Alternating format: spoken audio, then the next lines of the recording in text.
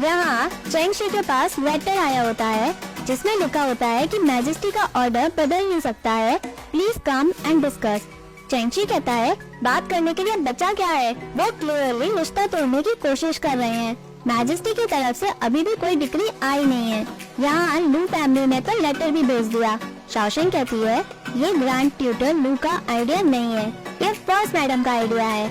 शाओयुआनी कहती है वो बुढ़िया तो अलग ही है, उसे बहुत जल्दी है, उसे पता था चेंग फैमिली का कोई अच्छा स्टेटस नहीं है इंपीरियल कोर्ट में, क्योंकि वो बैटलफील्ड में थे। वो एक सर्वेंट से पूछती है और क्या कहा लू फैमिली के मैसेंजर ने। सर्वेंट बताता है कि अगर आपने रिश्ता तोड़ने के लिए मना कर दिया तो वो मैजेस्टी से डिक्री लिखवा लेंगे। वो चाहते हैं चेंग फैमिली इस मामले में मैजेस्टी को डिफिकल्ट सिचुएशन में न डाले। शाओयुआनी कहती है ठीक है। वो उठ के कहती है हम अभी लोअर एविडेंस में चलेंगे, मैं भी देखना चाहती हूँ वो कहना क्या चाहते हैं। वो शाओशेंग को उठाती है।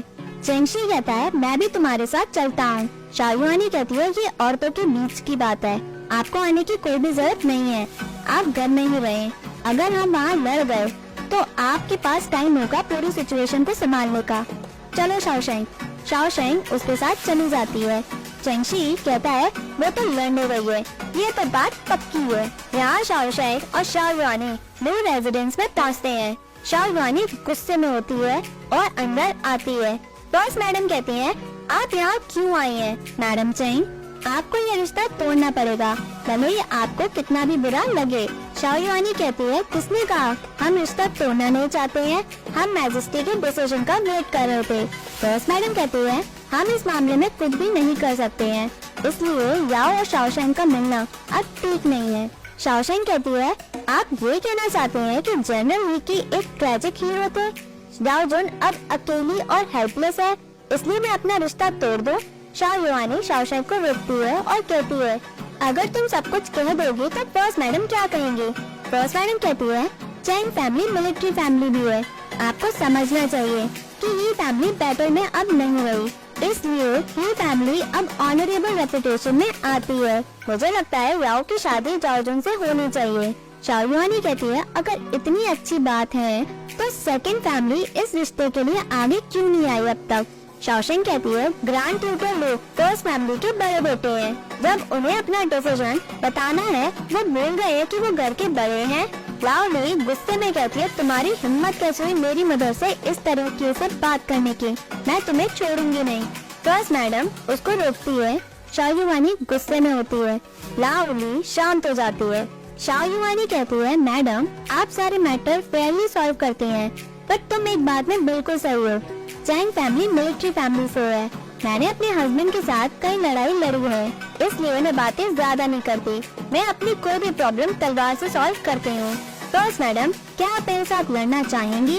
फर्स्ट मैडम कहती है मुझे बुरा लगा था कि ये फैमिली अब अनाथ हो गई है, मैंने सोचा नहीं था तुम मेरे ही घर में आकर मुझसे इस तरह से बात करोगी। वो गार्ड को बुलाती है, गार्ड वहाँ आते हैं। शाओशेंग कहती है फर्स्ट आंट सॉरी फील कर रही है ये फैमिली के लिए कि वो अनाथ हो गई है, तो वो अब कहने का क्या मतलब? सभी जानते हैं वो काइंड और अपराइट है, आप एक एग्जाम्पल सेट कर दें, क्यों ना आप अपने बेटे की शादी जाओजुन से करा दें, इसकी वजह से आप उन लोगों के दिल में कंफर्ट करा पाएंगी। मैं गारंटी देती हूँ कैपिटल में सभी आपके अच्छे काम की वैल्यू करेंगे। बताइए। लाउली कहती है मैडम चेंग आपने अपनी बेटी को यही सिखाया है क्या कि बड़ों की डिसरिस्पेक्ट करो? शाओयुआनी कहती है मैं तो वल्गर मिलिट्री ऑफिसर हूँ, मेरे लिए तो ये सब नॉर्मल है कि मेरी बेटी लोगों को ह्यूमिलिएट करे, बट शाओशेंग तुम थोड़ी सी डिग्निटी रखो फर्स्ट मैडम के लिए। शाओशेंग मना करती है और कहती है मैं बड़ों को रिस्पेक्ट देती हूँ, मेरी फैमिली बेइज्जत होना चाहती है।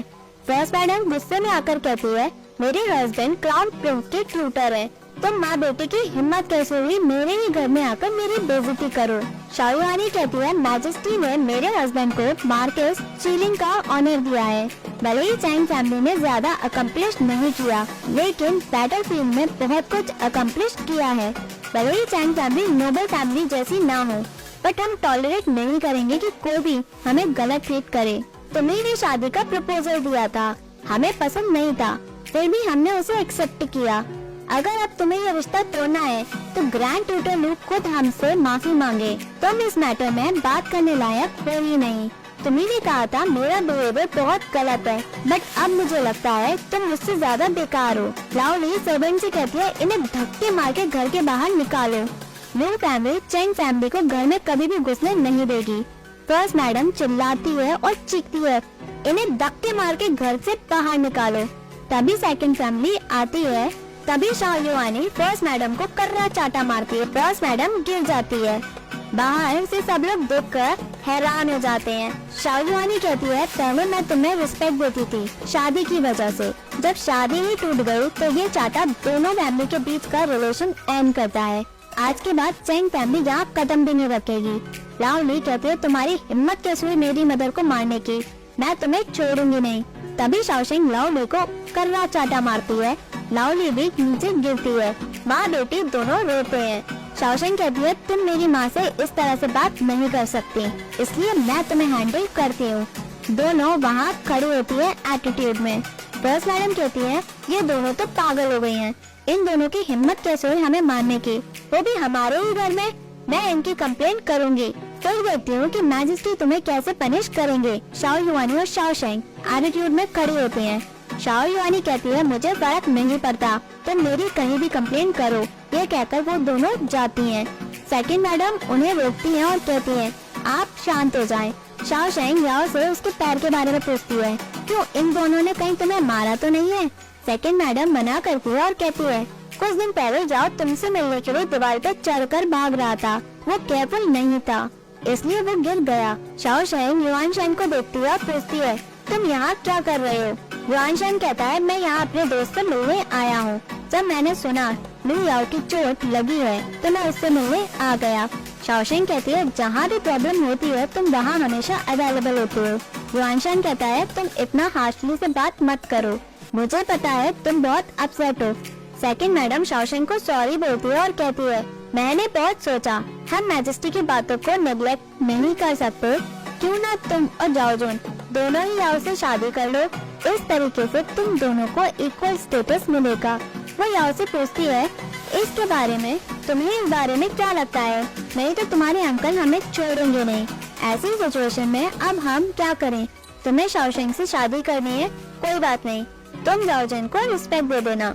शाओयुआनी कहती है चेंग फैमिली में कभी भी सेकंड वाइफ नहीं रही। सेकंड मैडम कहती है हम दोनों को बराबर स्टेटस देंगे, सेकंड वाइफ का नहीं, दोनों को इक्वली ट्रीट करेंगे। शाओयुआनी कहती है शाओशेंग तुमने सब कुछ सुना ना, क्या तुम एग्री करती हो। शाओशेंग याओ को देख के पूछती है तुम्हें क्या लगता है याओ। इससे पहले याओ कुछ कहता शाओयुआनी वहाँ से गुस्से में चली जाती है। याओ कहता है मैं दो वाइफ नहीं चाहता, मैं जाओजुन से शादी नहीं करूँगा। शाओशेंग पूछती है क्या तुम ये रिश्ता तोड़ना चाहते हो। याओ मना करता है। शाओशेंग ओके करती है और मिलती है।